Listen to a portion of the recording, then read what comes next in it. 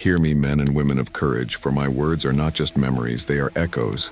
I am Ragnar, a skald marked by time, counselor to warriors and kings, one who has felt Odin's breath in his ears, like a cold wind cutting through flesh. My eyes have seen what should not be seen, and my tongue has sung truths that burn hotter than red-hot iron. There are nights when the stars shine like raised spears, and the thunder echoes like war drums. On those days, men know that Thor walks among us, vigilant, ready to crush the giants with Mjolnir, ready to protect Midgard. But there was one night, a single night when he did not answer. A night when the drums ceased, when the thunder fell silent, when the hammer did not fall. And it was on that night that the world shook. The winds came from the north laden with a smell that was neither salt nor ice. It was the smell of death before the body fell. It was the smell of fear before the scream was uttered. No one knew where it came from. No one dared speak, but everyone felt it. But in the village of Hrafnborg, men with braided beards sharpened their swords, not because they expected battle, but because they couldn't bear the feeling of being naked before the invisible. The women lit tall fires, as if the light could dispel the emptiness that crept across the hills. Children cried for no reason, and even the dogs refused to bark. Then the sky darkened, not like summer storms, nor like long moon winters. The sky faded in a strange way, as if someone had torn the fabric of night and placed behind it a cloak blacker than death itself. The stars disappeared, the moon vanished, and in the silence that followed, everyone looked up and waited. For Thor always answered. Always. When the winds roared, his thunder answered. When men called for strength, his hammer sounded. When the gods were invoked, their presence made itself felt, like warmth in the cold. But that night, nothing. Emptiness reigned. The sky did not respond. It was in this silence that something began to move.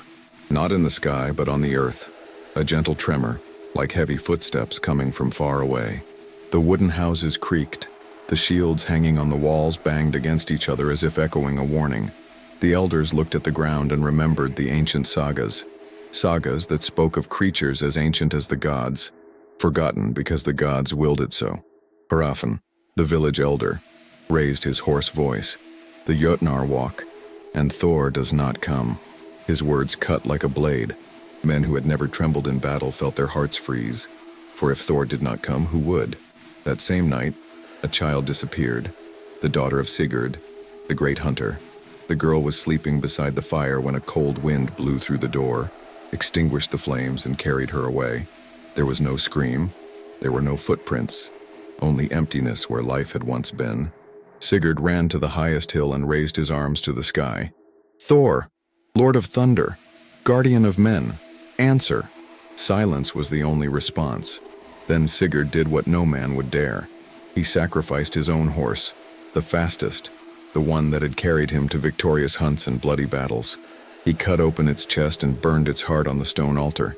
The flames rose, the blood boiled, and the men waited for the thunder. Nothing. The sky remained deaf. And it was in this void that the first sign appeared. A shadow in the hills, tall as a pine tree, wide as a house. It didn't move quickly, but each step shook the earth. Some warriors swore they saw eyes glowing, not with fire but with ice, blue as frozen rivers. Others said they heard voices inside their heads, whispering in languages that weren't human. And everyone realized something terrible. The shadow wasn't walking alone. Behind it came others, many others. As if the silence of the sky had freed what was chained. Panic spread. Warriors drank mead as if it were their last night. Women sang ancient songs to their children, and the elders fell silent, for there was no counsel to be given. It was then that they decided to send someone to the temple. A young vulva named Ingrid, who had dreamed of talking wolves and rivers flowing upward. Her gaze was distant, as if she saw more than she should. She walked up the hill with firm steps, carrying only a knife and a small drum. She sat before the sacrificial stone, drew runes on the ground, and began to sing. Her voice was not beautiful. It was harsh, like the creaking of wood in the wind. But each word pulsated like a heartbeat. The entire village fell silent. Even the winds seemed to stop and listen. She summoned Thor. She called him by his ancient name, the one known only to the priests. She beat the drum until her fingers bled. She offered her own blood to the flames, but the thunder did not respond. Instead, a raven descended from the sky. Not an ordinary raven, but one with white, pupilless eyes. It landed on the stone, looked at Ingrid and spoke. Yes, it spoke. Thor cannot hear, for he is not here. The hammer has not fallen, because the arm that lifted it no longer moves. The silence that followed those words was worse than any scream. Ingrid tried to ask, but the crow spread its wings and disappeared, leaving behind only feathers that burned like hot iron. The men knelt, some wept, others screamed in rage, but no one could deny what they already knew. That night, Thor would not come. And when the gods do not respond, what is left for men? The shadows descended from the hills like rivers of darkness. They didn't run, they didn't advance with the haste of hungry wolves. They came slowly, steadily, as if they had eternity on their side. Hrafnborg's warriors aligned their shields, raised spears, swords, and axes. The glow of the torches reflected in tense eyes, sweaty hands, lips that murmured ancient prayers, but no voice dared to invoke Thor again, for the silence of heaven had already answered. Ingrid stood before the stone, the blood still freshly dripping from her fingers. The white-eyed raven had disappeared, but its words echoed in her mind. The arm that lifted the hammer moves no more. She closed her eyes, pressed her blood-stained fingers to the ground, and traced runes. Ansus, Thurisaz, Rydho. They burned into her skin like white-hot iron, but what they revealed wasn't strength. It wasn't protection. It was warning. A whisper crept into his mind. When the thunder falls silent, it is because chaos has been unleashed, and it wears the face of the gods themselves. The chill ran down his spine. Meanwhile, Sigurd, still maddened by his daughter's disappearance, was the first to step forward. The hunter's eyes held the fury of someone with nothing to lose. He screamed, raised his spear, and hurled it at the larger shadow. The wood sliced through the air, whistled like a hawk, and struck the creature in the chest.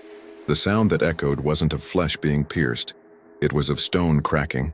The spear shattered into 1,000 fragments, as if it had struck a cliff. The shadow, unmoved, continued walking. It was then that everyone heard a low, deep sound, not coming from the mouth of any living being, like the echo of 100 subterranean voices murmuring together in a forgotten language. The women covered their children's ears. The men gritted their teeth, trying to resist the dizziness. The ground shook. The runes Ingrid had drawn shattered on their own, as if unable to bear the sound. Elder Hrafn, leaning on his staff, whispered, "They are not giants. They are echoes of them, memories that have taken shape. If the gods fall, even the dead walk again." The words were enough to make some warriors retreat. Others, more proud, spat on the ground, ready to fight to the last drop of blood. But everyone knew deep down that the battle was not fair. Ingrid opened her eyes and for an instant saw what the others couldn't. Among the shadows were female figures, tall, with long hair that floated as if submerged in water. Valkyries, but not the luminous warriors who led the fallen to Valhalla. No, their faces were distorted, their eyes glowing a deep red, their skin pale as corpses, and they sang, a funeral dirge that didn't celebrate glory but cursed life. The sound tore at the mind like a blade, filling hearts with despair. Men who had never cried in battle fell to their knees, sobbing like children. Ingrid knew in that instant. Thor hadn't answered because he couldn't, and the corrupted Valkyries had come down not to seek heroes, but to drag them away, alive. The night stretched on as if the hours refused to move forward. The fires flickered, their flames struggling against the wind that now came from all directions. The village seemed surrounded by a living darkness. Sigurd, his chest still burning with rage, raised his axe and ran. He roared like a wounded bear, his fury so intense that for a moment it seemed to light up the field. He attacked the shadow in front of him, cutting it with all the strength of his muscles. But the blade passed through the creature's body like smoke, and in response the shadow raised an arm too long, its fingers like the branches of a twisted tree, and slammed him into the ground. The sound of bones breaking echoed in the silence. Sigurd did not rise. It was then that something new happened. Ingrid, desperate, lifted the drum and began to beat again. But this time he didn't summon Thor, or Odin, or Freya.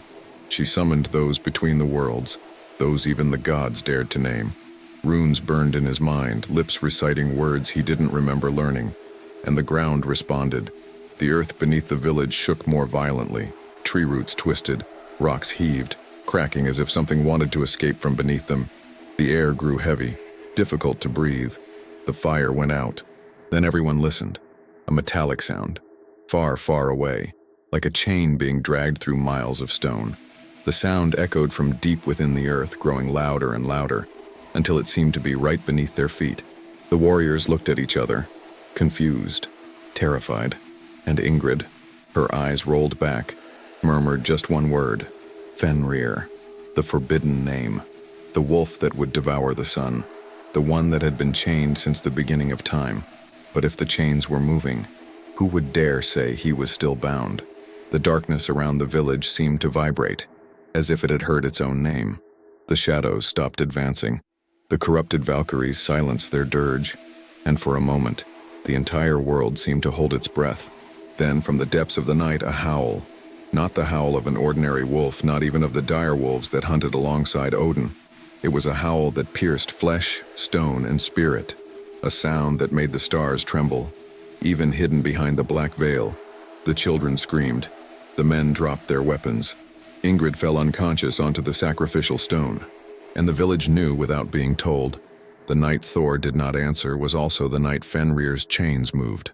The howl echoed for a long time, as if the sky itself were a vast cavern, and when silence returned, it was no ordinary silence.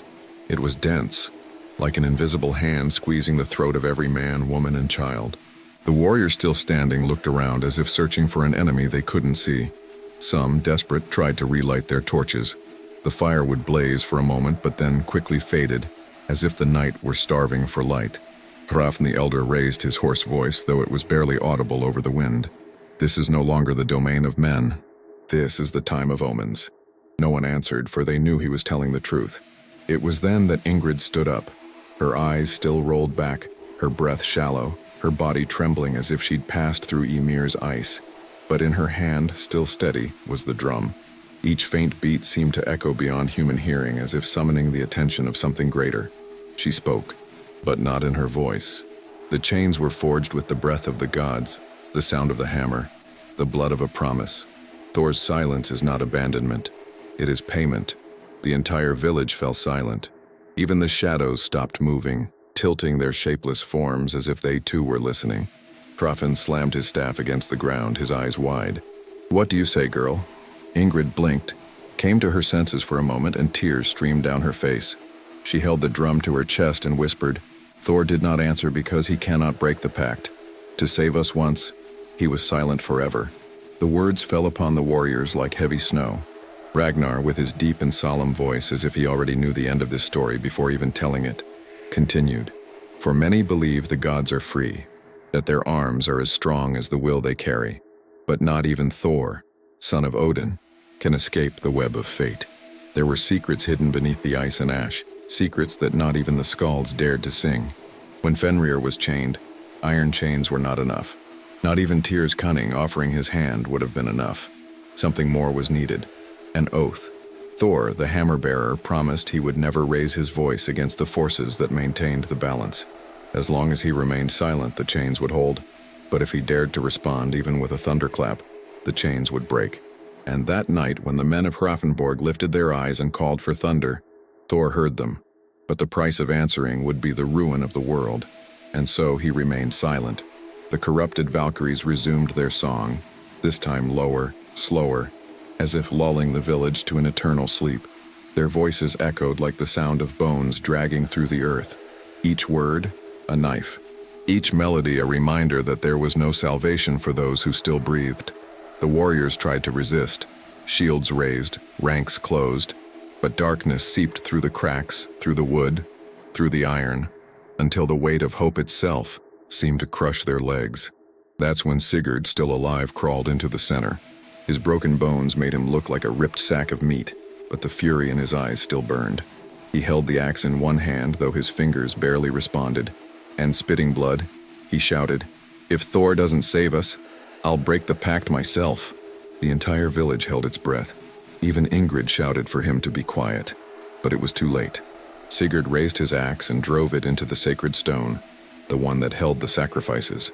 The impact cracked Ingrid's drum, and the sound echoed like false thunder. It was then that the undercurrents sounded louder. The ground split open in small cracks. The earth smelled of iron and sulfur. The wind carried with it the scent of burning flesh, even without fire. And the howl returned, closer, more savage, but along with it an unexpected answer. Not Thor's thunder, not Odin's light, but a shower of sparks, as if 1,000 swords were being sharpened simultaneously. The sound echoed from the sky, but it wasn't divine. It was cold, metallic, made by hands that belonged neither to gods nor men. Ingrid fell to her knees, eyes wide, and whispered, "The dwarves." Yes, because there was another forgotten part of that story. It was they, the sons of the Forge, who forged the chains of Gleipnir, made from the sound of a cat's footsteps, the breath of a fish, a woman's beard, chains impossible to break. But if they returned to sharpen the iron, it was because something had called them, something beyond the will of the gods. And Ragnar the Skald dropped his words like ashes on hot coals. When the hammer falls silent, the forge awakens. And what the dwarves forge is not to save men, but to remind them that even iron has a memory, and it does not forget debts. The village then found itself between two terrors: the corrupted Valkyries descending from the sky, Fenrir howling beneath the earth, and the hidden dwarves striking their hammers in places no one could reach. The night would never end. There would be no sun to rise. Only the promise that the broken pact would exact a price no man could pay without losing his own soul. And that was how fear took shape in Hrafnborg. It was no longer just the expectation of death. It was the certainty that death had come with a face, a voice, and a song. The hours passed, but the sky remained still, as if night had dug its claws into the world and the sun never dared rise. The warriors were exhausted. Their muscles burned. Their eyes burned even more. But no one dared close their eyelids, fearing that upon opening them, only darkness would remain. Ingrid, leaning against the cracked stone, recited ancient words. The dried blood on her skin made it look like runes had been carved into her flesh. The broken drum still made faint sounds, as if the spirits refused to abandon the unfinished song.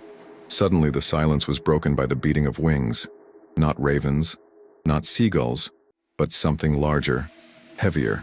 The Valkyries descended upon Hrafnborg, not as saviors, not as Odin's chosen, but as shadow-corrupted harpies, bringing with them the stench of death and the promise of eternal pain. Their armor no longer shone. It was stained with rust, as if the blood of centuries had corroded the metal. The spears they carried were no longer made of light, but of blackened bone, riddled with teeth. And their eyes that had once reflected the battlefield with pride, now burned red, like embers lit by hell herself. One of them landed before the warriors, her voice a heart-aching wail. "Thor isn't coming. Odin isn't moving. And we don't take any more heroes. We take them all." Hrafnborg's men roared, trying to drown their fear with war cries. Shields raised, spears ready, they advanced on the first Valkyrie. The clash was brutal. The impact of their spears split wood and threw 3 men to the ground with a single blow. The creature seemed unbreakable, as if the steel reveled in shattering against it. Hrafn raised his staff and chanted an ancient spell, calling forth the fires of Muspelheim. And for an instant the flame answered. A tongue of flame shot out and struck the Valkyrie's wings. She recoiled, screaming, and the village thought they had found hope. But then the flame went out as if swallowed by the wind, and the old man fell to his knees, his eyes rolling back, his mouth bleeding. The magic had taken its toll. Ingrid ran to him, but was held back by 2 warriors. For at that moment, another danger arose, not from without, but from within. In the midst of the chaos, someone started screaming, "Enough! We cannot fight them. We are doomed," because Ingrid broke the silence, because she called the forbidden name. She was the one who brought the Valkyries. She was the one who made the chains move. It was Kjell, Sigurd's brother in arms. His eyes shone with fear and resentment. His voice cut through the air like a knife. Many warriors, exhausted and hopeless, began to nod in agreement. Betrayal. For on nights like these, it's not just enemies who carry the shadow. Sometimes it's born in the hearts of men themselves. Ingrid tried to defend herself, but Kjell gave her no space. He brandished a knife, pointing it at her, and shouted, "Give her to the Valkyries. Let them take the sorceress. Maybe then they'll spare the rest of us." The village was divided in shouts, accusations, and pleas. Some tried to protect Ingrid. Others rushed to grab her. And amidst the confusion, the Valkyries simply watched, their eyes burning like torches on a stormy night. Ragnar, in his deep and solemn voice, commented as if he had already expected such a moment. This is how the shadow wins. Not with teeth, not with claws, but with fear planted in the hearts of men. When they themselves tear away each other's strength, there is no God who can save them. As the confusion grew, Ingrid raised her voice, weak but firm. If you want to hand me over, do it. But know this, I will not be the one to fall first, for fate has already been written. The broken pact cannot be mended, and when Fenrir howls again, none of us will be safe. The warriors fell silent. Even Kjell hesitated, for his words sounded like prophecy. Then one of the Valkyries lunged forward, quick as lightning, and grabbed Kjell by the neck. The warrior screamed, struggling, but within seconds he was lifted into the air, as if he weighed as much as a child. Betrayal doesn't feed us, she said, her voice echoing like distant thunder. But despair does. And in front of everyone she broke it in two. The village recoiled in horror. Even Ingrid shuddered, even though she hated him. For here was proof that there was no right choice. Fate claimed all, traitors and loyalists, warriors and cowards. Blood ran down the earth, and the night wore on endlessly. Kjell's scream still echoed in the night as his body was thrown to the ground like a dry twig. The sound of bones breaking continued to vibrate in the warrior's ears, even after silence returned. But it was no ordinary silence. It was not the silence of dawn. It was the silence of a tomb, heavy, suffocating, as if even the wind had been imprisoned. Hrafnborg's men were divided. Some, wide-eyed, held their swords steady, ready to fight the Valkyries. Others, trembling, considered fleeing, even though they knew there was nowhere to go. Ingrid remained standing, smeared with blood and soot, her eyes fixed on the sky. And there, above them, the void seemed to mock their pain. No thunder, no flash. Thor did not respond. Ragnar, in his deep voice, described how fear turned into despair. The men called for thunder. They called for lightning. They called for the fury that had so often guided them into battle. But the hammer did not fall. The thunder did not roar, and the god's silence weighed more heavily than any enemy sword. Then Ingrid walked over to Kjell's broken body. She knelt. She touched the fresh blood that still flowed. Her lips moved in a whisper no one could understand. Some warriors backed away, fearing she was trying to invoke curses, but the young woman stood up and looked at everyone, her voice as firm as cold steel. Thor is not coming, and he is not coming because he cannot. Something is holding him back. Something is keeping him silent, and if we do not free him, we will never see the sun rise. The words fell like a blade over the village. Some laughed nervously, others grew angry. Sigurd, the captain, approached her, his face sweaty, his hands shaking. And what do you know of the gods, girl? What power do you have to speak of what even your elders dare not say? But Ingrid didn't back down. Her eyes burned like embers. I heard him, not with my ears, but with my blood. When I sang the forbidden chant, I felt the void. Thor screamed, but his scream didn't reach us. Someone chained him. Someone silenced him. The Valkyries, standing in the shadows of the houses, heard those words, and they smiled. Not a human smile, but a wide smile, one that cut across their faces like an open wound. One of them raised her bone spear and thrust it into the ground. The impact shook the earth. The hammer does not resound because the god was chained in his own thunder. Thor did not lift Mjolnir against us. Thor is trapped, and whoever holds him captive is older than Asgard. Shock washed over the warriors like a cold wave. Some screamed that it was a lie. Others wept silently. Hrafn, though weakened, raised his head and said hoarsely, "If this is true, if Thor is chained, then Fimbulwinter has already begun, and there is no spring that can undo it." Hearts sank, for everyone knew what Fimbulwinter meant, the endless winter, the prelude to Ragnarok. But there was still more to fear. As Ingrid spoke, something began to move in the center of the square. Kjell's broken body trembled. His fingers twitched as if trying to grasp the earth. His eyes, previously lifeless, slowly opened, but they weren't human eyes. They were two black, empty holes, burning red. The warriors recoiled in terror. The dead man rose, his bones cracking. Each movement felt like a tearing of flesh against the impossible. A Valkyrie approached him, running her hand over his shoulders as if caressing a child. Not even the dead rest when the thunder is silenced. Kjell, no longer a man, no longer a brother in arms, but a servant of the shadow, turned against the living. His first attack was brutal. With strength he hadn't possessed in life, he grabbed a young warrior by the neck and crushed him like one breaking a dry twig. The screams echoed. Chaos spread. The battle was no longer just against the Valkyries.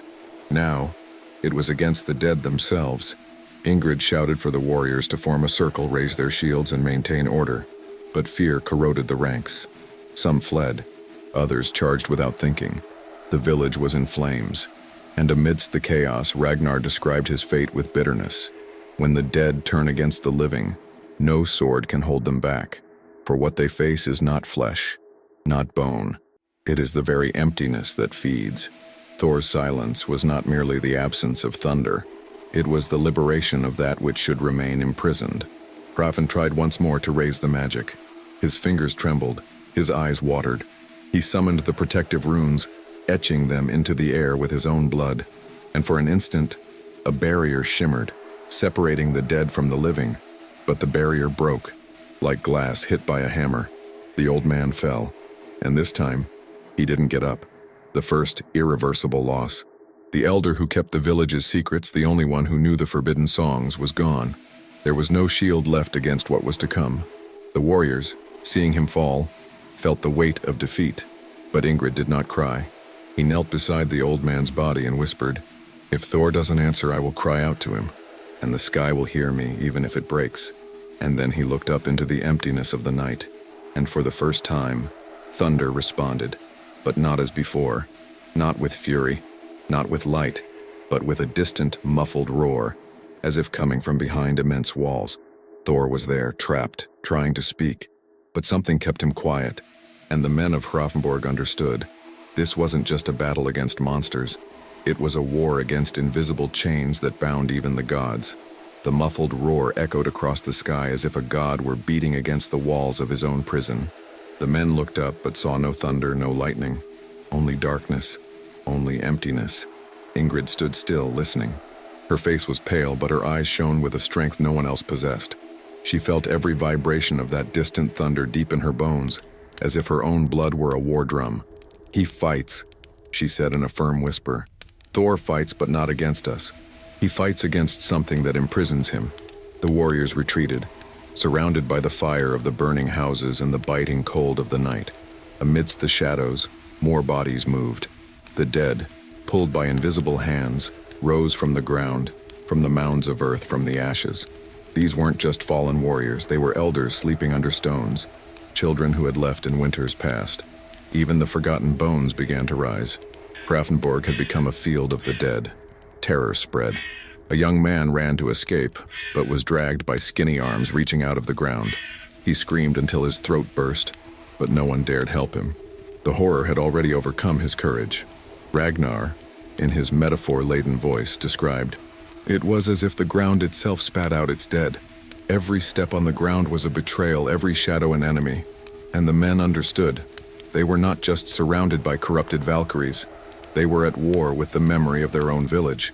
Sigurd, the captain, shouted orders, but his voice was lost amid the screams of pain. His sword cut, but the enemy did not bleed. Each dead man who fell rose again, like a tide that never recedes. Then Ingrid raised her hands, palms covered in blood and soot. She sang. Her voice was rough, but filled with something greater than strength. It was despair shaped into song. The Valkyries fell silent to listen, and laughed. "Useless," said one of them, her face hidden by a bone helmet. "The chain that silences the thunder cannot be broken by mortal, nor by wizard, nor by king." And then he pointed his spear at the sky. "Thor has been silenced by the children of the void, those who came before the gods, those who drank chaos before the world took shape. And when they pull on his chains, even the hammer bends." The men trembled, for they knew this was no ordinary enemy. No giant, no troll, no beast of the forest. It was something that existed before all else, something that even Odin dared not name. The fire crackled, the wind cut like a razor, and the dead advanced. One by one, Hrafnborg's warriors fell, dragged away, devoured, broken. The women screamed, the children ran in vain. The entire village seemed to be swallowed by the void. Sigurd, seeing the end, ran to Ingrid. He grabbed her by the shoulders, his eyes desperate. "If Thor can't come, what other god can save us? Speak, girl. What do you see?" Ingrid looked at him with tears and fire in her eyes. "It's not gods we need now. It's courage. It's shouting louder than the chains. If Thor doesn't answer, we'll make the thunder answer for us." And without waiting, she ran to the central square, where the dead were swarming. She plunged her knife into her arm and let the blood flow. She drew runes with her own blood on the burning ground. The Valkyries backed away, their distorted smiles turning to anger. "Do not dare, mortal. Do not summon what you cannot control." But Ingrid had already begun. Her voice cut through the night, a mixture of forbidden chant and pain. Each word seemed to burn in the air like invisible fire. And then the thunder answered. A deep sound, like a drum from within the earth, shook the village. The flames flickered, the sky trembled, and for an instant, a sliver of light pierced the dark clouds. The dead stopped, the Valkyries too. Sigurd and the warriors looked on, astonished. "Thor!" shouted one of them. But the light wasn't a hammer. It wasn't lightning. It was just an eye, a single eye shining from behind the clouds. And Ragnar, in his solemn narration, let the weight fall. It wasn't Thor who watched, it was Odin, the All-Father, the silent witness. He saw, he knew, but he didn't intervene. For even the gods have secrets they dare not reveal. The eye disappeared, the thunder ceased, silence returned, and the men understood that they were alone. The chains still bound Thor, the dead still marched, and now even Odin had turned his face away. Hrafnborg's bloodiest night had only just begun.